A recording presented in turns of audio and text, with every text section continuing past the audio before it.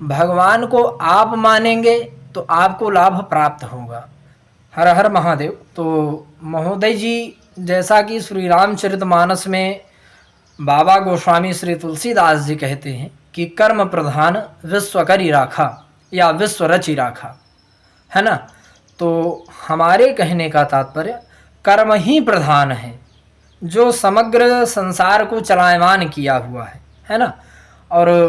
रही बात मूलतः वृक्ष की, तो देखिए सनातन धर्म में जो तुलसी का वृक्ष होता है वह वृक्ष अनेकानेक गुणों से युक्त होता है। जैसे यथावत हम समझे, कोई भी व्यक्ति हो, प्रायः उनको बहुत अत्यधिक रूप से, यद्यपि कहते हैं कि किसी को बहुत खांसी आ रही है या किसी को सूखी खांसी या तरह तरह की गले से संबंधित अमुक अमुक रोग हो गए, या प्रायः जितने भी प्रकार के रोग होते हैं, तो उसमें तुलसी के पत्ते का यद्यपि काढ़ा प्रयोग किया जाए तो कहीं न कहीं व्यक्ति को लाभ देता है। और एक दूसरी बात, जैसा कि हमने यह भी समझा कि देखिए तुलसी का वृक्ष हम कहते हैं लगाएं ही क्यों, यह भी एक सबसे बड़ी बात है कि भाई हम कोई भी वृक्ष लगा सकते हैं, तुलसी का ही वृक्ष क्यों लगाएं। देखिए प्रायः एक शब्द यहाँ पे हम और भी सन्निहित करना चाहेंगे। जैसे कुछ लोग कहते हैं कि भैया हम भगवान को मानते हैं, और कुछ लोग कहते हैं भैया हम भगवान को नहीं मानते। देखिए,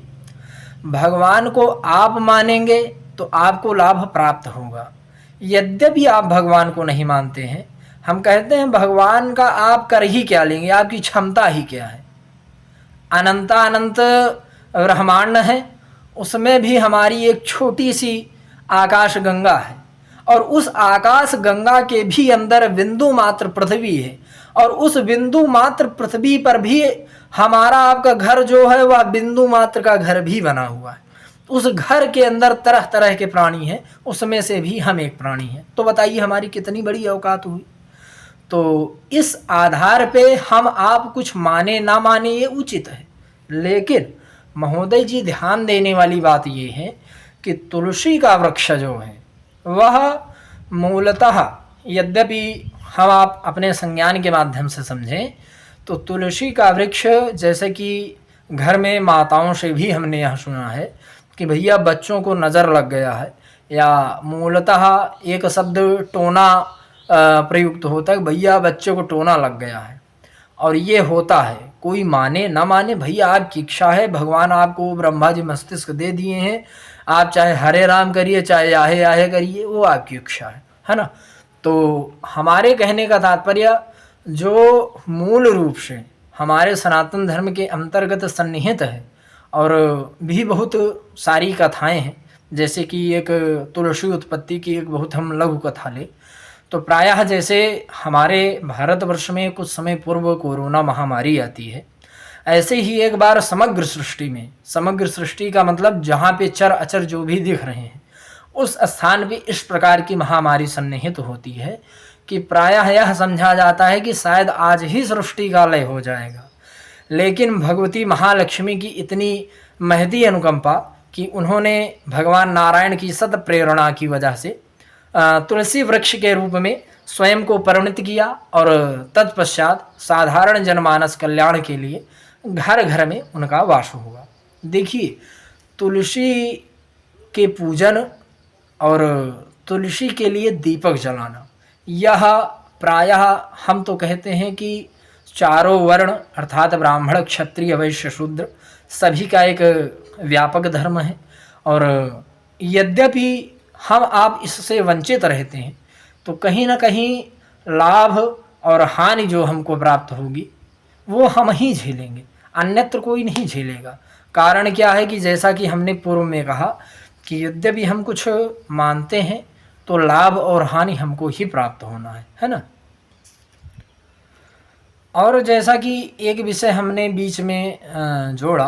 कि प्रायः जो शिशु होते हैं उनको मूल रूप से कहते हैं भैया किसी की नज़र लग गई या टोना इत्यादि लग गया,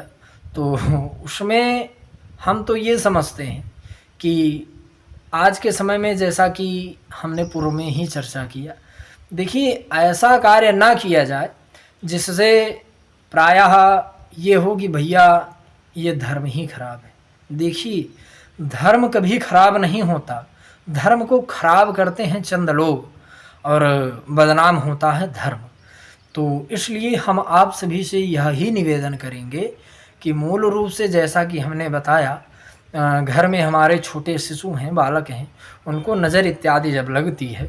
तो हम कुछ ना करें। जहाँ पे भगवती तुलसी महारानी को हम आरोपित करते हैं,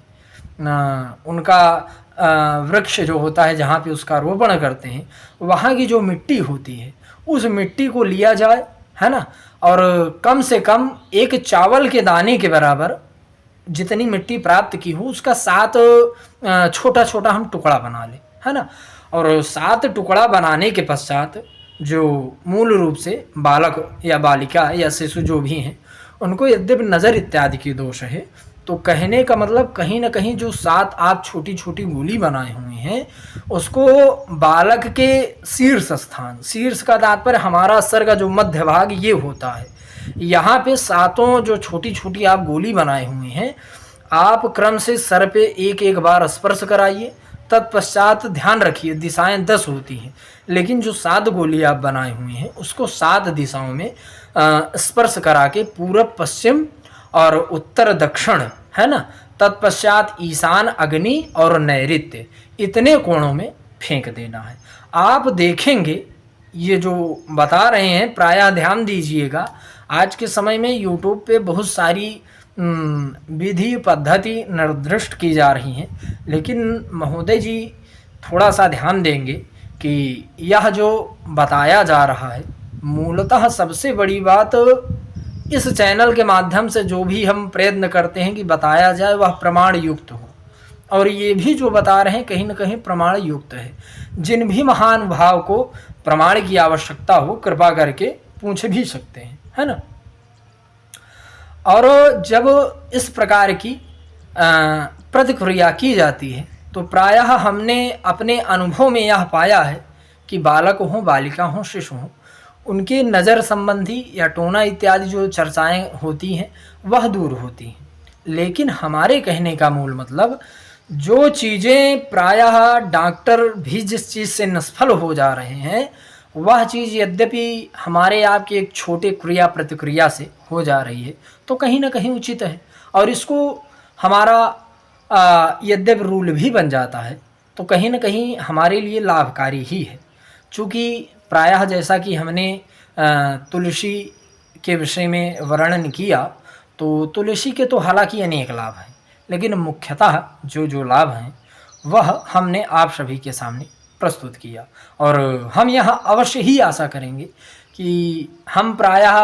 विधर्मियों के लिए तो नहीं कह सकते, ना तो उनके ऊपर कोई दबाव है,